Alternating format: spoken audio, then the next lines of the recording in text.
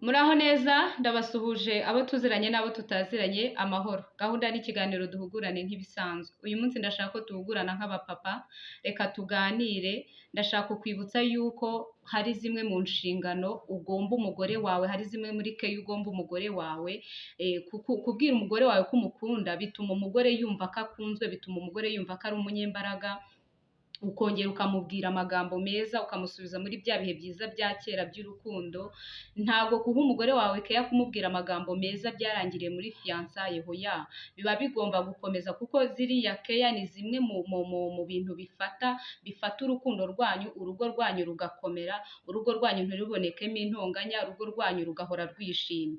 Ntabwo kuba umugore wamuhahiye, kuba umugore uzi ko yari mu nzu yishyuye, kuba uzi ko wishyuye minerivare y'abana, ntabwo ibyo ngibyo biba bihagije. Hari n'utundi tuntu uba ugomba kugomeza ugakora, uko mwamenyanye n'ubundi ubigenza, ni nako uba ugomba kugomeza ukabikora, ukamwibutsa ko ari mwiza, ukamwibutsa ko aseka neza, ukamwitaho.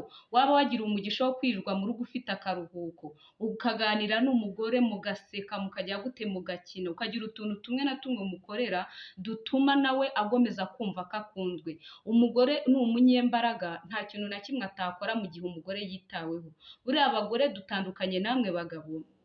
Abagabo mwebwe munezezwa cyangwa se mukururwa n'ibyo murebesha amaso yanyu, ariko twebwe abagore tunezezwa n'ibica mu matwi yacu. Iyo ibintu twahaye umwanya bikanyura mu matwi yacu, nibyo bitunezeza. Rero kwita ku mugore wawe bizagufasha kudasenya urugo rwawe. Murakoze.